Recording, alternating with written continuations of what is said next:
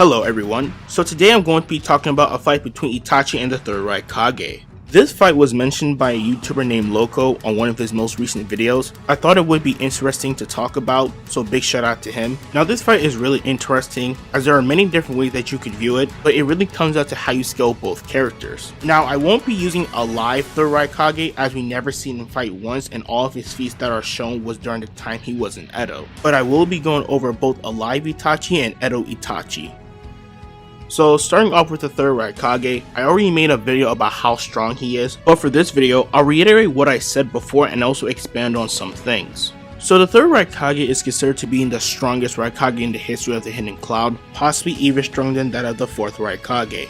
Unlike his speed, his durability was one of the things he was most well known for. Alongside this, he has an insane amount of stamina. An example of this is when he was able to fight off 10,000 shinobis for 3 days and 3 nights without food, water, or even sleep for that matter. Most shinobis aren't capable of even doing this without the use of drug enhancements like food pills for example, and even Naruto himself questioned if the Third Raikage was even human. He also has some very powerful jutsus such as the lightning armor, which provides him with great defense. In fact, it's considered to be his ultimate shield as nothing is capable of breaking through it. The armor also augments his physical speed and reaction speed. There's also the Thrust of Hell, which is an offensive jutsu that is also known as the Third Raikage's invincible spear. It was capable of severing all of Yugi's tails at once and is the only known attack able to pierce through the Third's armor.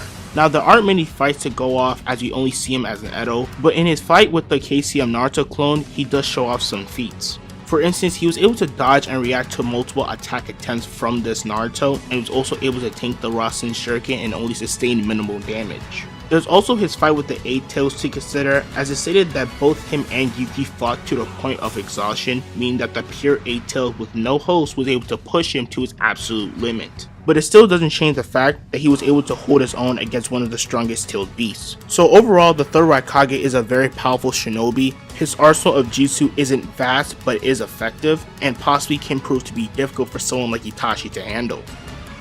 Now Itachi is a powerful shinobi. From part 1 through Shippuden, he has shown some impressive feats that make him out to be more powerful than some people may think. In part 1, Itachi was able to take down Kakashi, who was considered to be one of the least top shinobi, and he was feared by other countries due to his incredible skills. Yet Itachi with very little difficulty was able to place him in the hospital, and even Kakashi himself admitted that if Itachi wanted to, he could have killed him. Keep in mind that Kakashi went all out from the start, and even warned both Asuma and Kurenai that Itachi wasn't even showing his true power. He was even able to hold his own against Hebi Sasuke, a shinobi who allegedly rivaled the likes of the Akatsuki. This is when he was at the end stage of his sickness, so he was nowhere near his full power, yet was able to share multiple exchanges with Sasuke and even was able to react to Kirin right before it connected, a jutsu that is stated to be able to move at the speed of light or lightning. He can also be scaled above the likes of the Sani, as he faced off against Orochimaru during his early days in the Akatsuki. With just one look from his base Sharingan, he was able to place Orochimaru in a Genjutsu and scared him enough to leave the Akatsuki. This is even further confirmed by Orochimaru himself, saying that Itachi was the sole reason on why he left because he was too strong for him. And keep in mind that the Sani are considered to be some of the most powerful shinobis in the world, and Orochimaru was the most talented amongst the three. Yet this guy who hasn't reached the peak of his powers yet was able to do this to him. Now as an Edo, Itachi no longer suffers from his terminal illness, making him able to use his MS more frequently and doesn't have any issues with his stamina. He is also debatably stronger than his alive version, although there are some statements that could disprove this, but I'll talk about that later. We do see that Edo Itachi for a short time was able to keep up with KCM Naruto, swapping hands while holding a conversation with him, and even with assistance from B, Itachi was doing just fine. But the issue many people will mention is that Naruto was fatigued due to summoning an army of shadow clones to assist the Shinobi Alliance. So many people will argue that this isn't good scaling for Edo Itachi, but he has shown other feats that make him scale to the likes of EMS Sasuke due to his better performance against Sage Mode Kabuto. This is also supported by a statement claiming them to be equals. Itachi also has an impressive arsenal of jutsu. Besides his fire style jutsu, he is very well known for his skills in Genjutsu. He is so skilled that he is able to place a person under Genjutsu just by pointing at them. This is demonstrated during his fight against Team Kakashi as a 30% clone.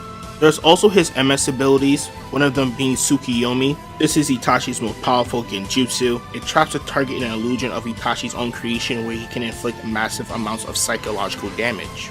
The other ability is Amaterasu. This summons black flames until it burns its target to ash. So that's it for Itachi.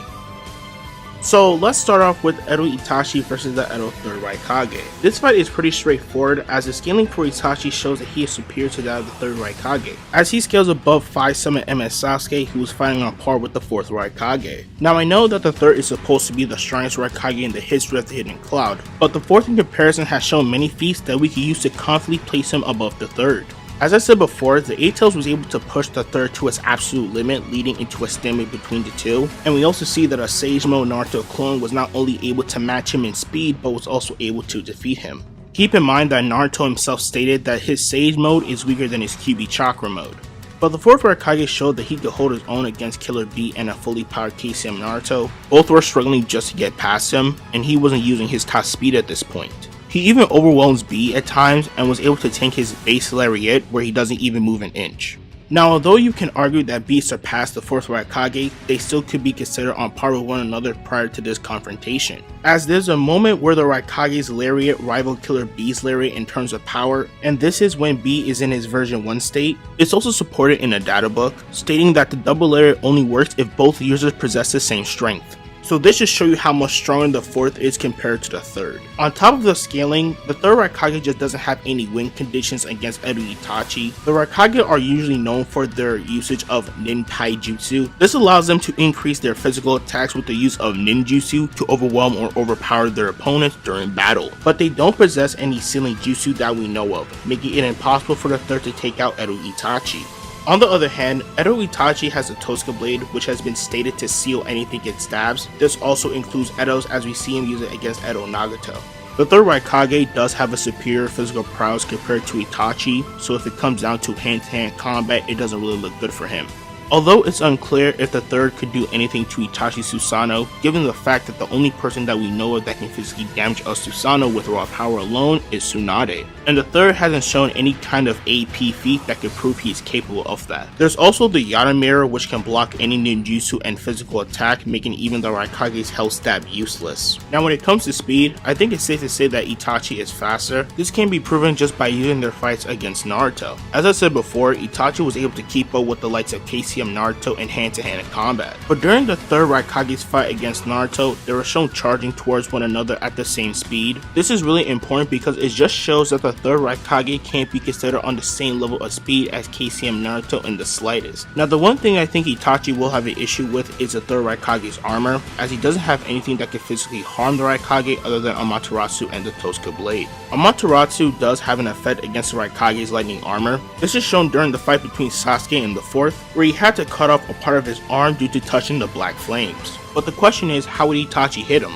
As the only way Itachi can use Amaterasu is based on his line of sight, and the travel speed of Amaterasu isn't as fast in comparison to the Raikage. So it's unclear if Itachi would be able to hit him directly with the Amaterasu, as even the 3rd shows to have some fast reaction feats, especially due to his lightning cloak. As for the Tosca blade, even though it's stated that it could cut through anything, if it can't hit the Raikage, what good is it? Now the speed of the Tosca blade is really controversial. Many people like to use the Edo Nagato fight as a way to prove how fast Itachi can swing the sword around. But the issue is that there are some factors that really disprove this so-called good feat for scaling, such as the fact that Edo Nagato was crippled so he couldn't dodge the attack if he wanted to. And unfortunately, there are no other speed feats for this blade. So the only thing Itachi has that can really guarantee him this win is his Genjutsu. As with it, he could force the 3rd Raikage to deactivate his armor so he could seal him, similar to how he controlled Kabuto with Tsukiyomi and force him to undo the Edo Tensei. Or he could just use it as a way to stop him from moving so he could hit him with the blade. So I'd say Edo Itachi would win due to having better feats and better win conditions.